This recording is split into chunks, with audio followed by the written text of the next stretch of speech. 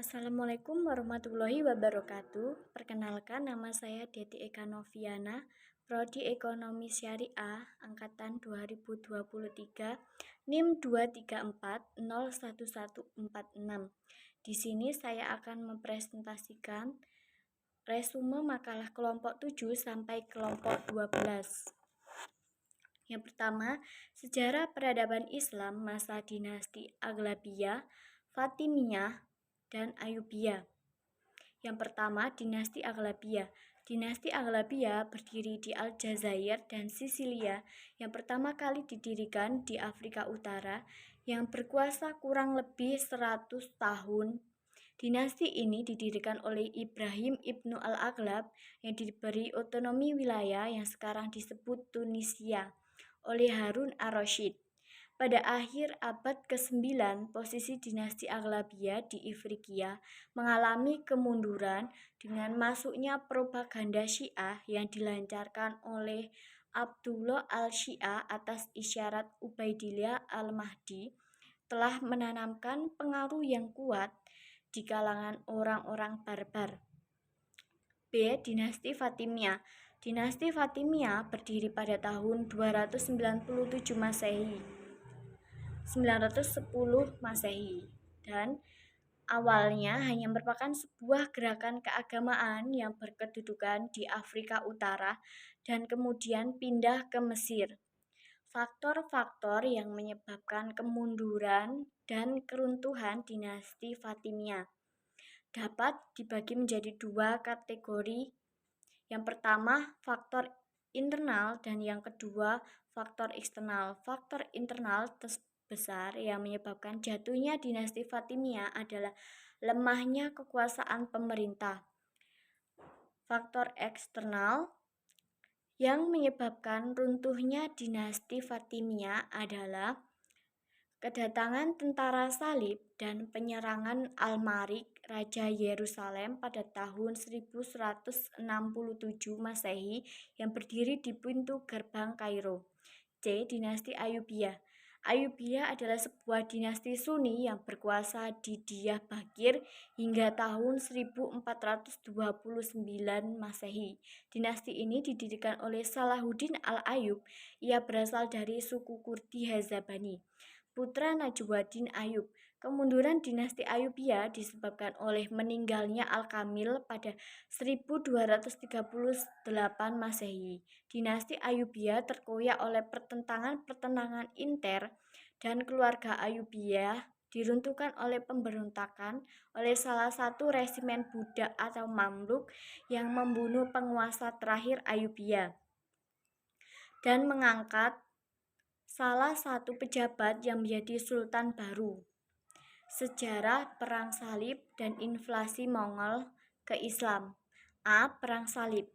Perang Salib adalah gerakan umat Kristen di Eropa yang terjadi secara berulang-ulang dari abad ke-11 hingga abad ke-13.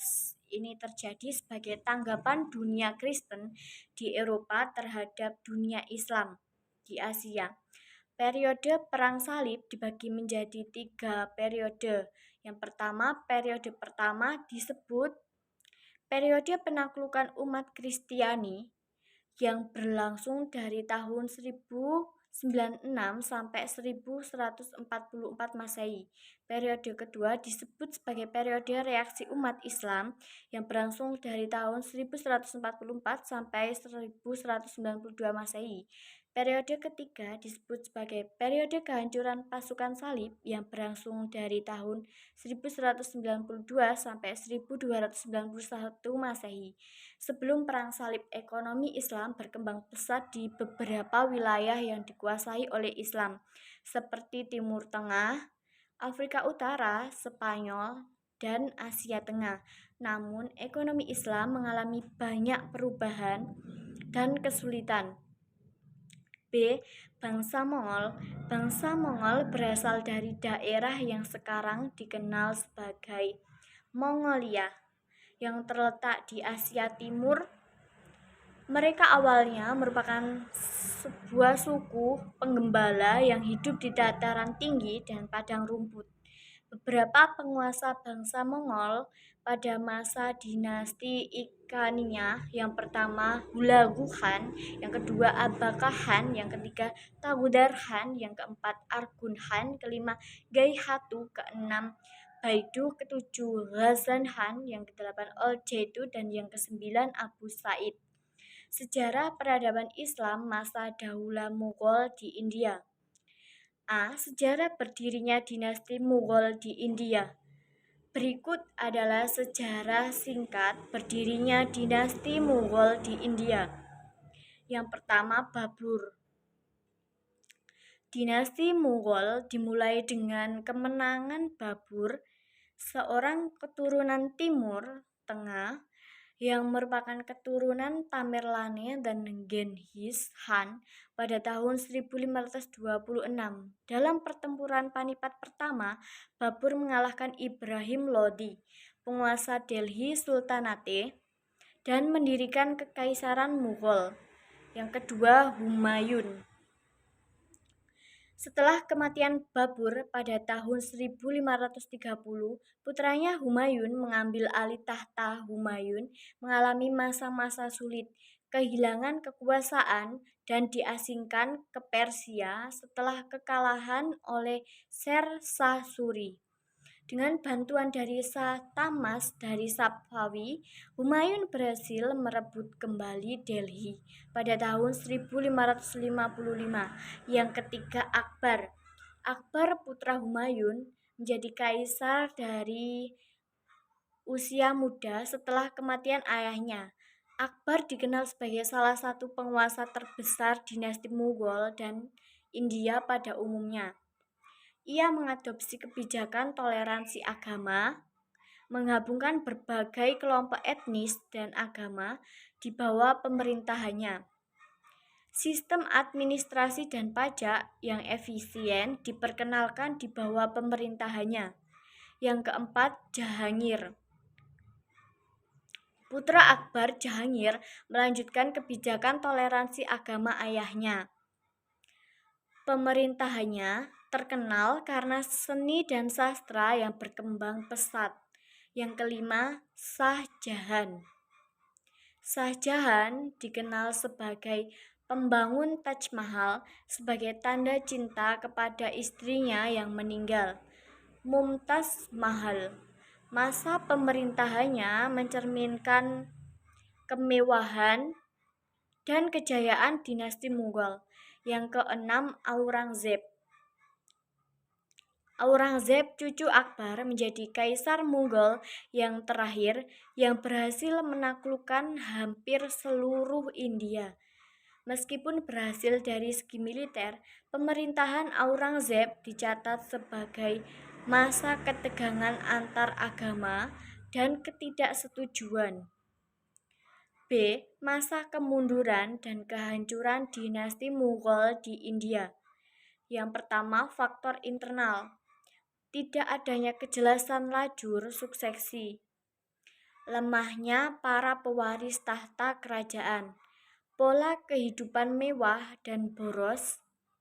Kebijakan puritanisme, pemaksaan ajaran Syiah. Dan yang kedua, faktor eksternal. Adanya pemberontakan yang dilakukan oleh orang-orang Hindu dan Sikh. Adanya serangan-serangan dari luar seperti yang dilakukan oleh Nadir Shah pada tahun 1739 Masehi. Serangan yang dilakukan oleh Ahmad Khan Durrani dari Afghan tahun 1761 Masehi. Datangnya kekuatan Inggris dengan perusahaan dagangnya IEC. Sejarah peradaban Islam masa kerajaan Safawiyah di Persia, Iran. Asal-usul kerajaan Safawiyah. Kerajaan Safawiyah di Persia berkuasa antara tahun 1502 sampai 1722 Masehi. Kerajaan Safawiyah berasal dari sebuah gerakan tarekat yang berdiri di Ardabil, sebuah kota Azerbaijan. Tarekat ini diberi nama Tarekat Safawiyah yang diambil dari nama pendirinya yaitu Safi ad-Din.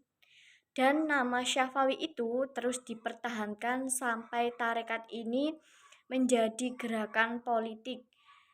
Bahkan nama itu terus dilestarikan setelah gerakan ini berhasil mendirikan kerajaan, yakni Kerajaan Syafawi. B. Kemajuan pemerintahan Kerajaan Syafawiyah. Selama Kerajaan Syafawiyah berkuasa di Persia Iran di sekitar abad ke-16 dan ke-17 Masehi, masa kemajuannya hanya ada di tangan dua sultan, yaitu Ismail I dengan puncak kejayaan pada masa Sultan Syah Abbas I. C. Masa kemunduran Kerajaan Syafawiyah. Sepeninggal Abbas I, Kerajaan Syafawiyah berturut-turut diperintah oleh 6 sultan, yaitu Safi Mirza, Abbas II, Sulaiman, Hussein, Tamas II, dan Abbas III, yang memiliki kelemahannya masing-masing menjadi penyebab runtuhnya Kerajaan Syafawiyah. Peradaban Islam masa dinasti Utsmani di Turki. Pendiri Kerajaan Turki Utsmani adalah bangsa Turki dari kabilah Oghuz pada tahun 1281. Dalam sekian lama kekuasaannya, sekitar 625 tahun dan tidak kurang dari 38 sultan, yang dalam sejarah kekuasaannya mereka bisa dibagi menjadi 5 periode sebagai berikut. Yang pertama, periode pertama 1299 sampai 1402, kedua 1402 sampai 1566 dan 1566 sampai 1699. Periode 5 1922. Pertempuran di Selat Lepanto Yunani. Dalam pertempuran ini Turki Utsmani mengalami kekalahan yang mengakibatkan Tunisia dapat direbut oleh musuh. Dan pada masa Sultan Murad III pada tahun 1575 Masehi, Tunisia dapat direbut kembali. Sejarah peradaban Islam di Indonesia dan Islam Nusantara. A. Masuknya Islam di Nusantara. Yang pertama, teori Mekah mengatakan bahwa proses masuknya Islam ke Indonesia adalah langsung dari Mekah atau Arab. Yang kedua, teori Gujarat mengatakan bahwa proses kedatangan Islam ke Indonesia berasal dari Gujarat pada abad ke-7 Hijriah atau abad ke-13 Masehi. Teori Persia mengatakan bahwa proses kedatangan Islam ke Indonesia berasal dari daerah Persia atau Parsi, kini menjadi Iran. Yang keempat, teori Cina, bahwa proses kedatangan Islam ke Indonesia, khususnya di Jawa, berasal dari para perantau Cina. B. Proses Islamisasi di Nusantara. Beberapa saluran-saluran Islamisasi di Indonesia atau di Nusantara. Yang pertama, saluran perdagangan, kedua, saluran perkawinan, ketiga, saluran dakwah, keempat, saluran tasawuf, kelima, saluran pendidikan, keenam, saluran kesenian. D. Perkembangan Islam di Indonesia. Masa-masa kerajaan. Beberapa kerajaan yang berperan dalam perkembangan Islam di Indonesia yaitu Kerajaan Malaka, Kerajaan Demak, dan Kerajaan Aceh. Sekian presentasi dari saya. Apabila ada kesalahan, mohon dimaafkan. Saya akhiri. Wassalamualaikum warahmatullahi wabarakatuh.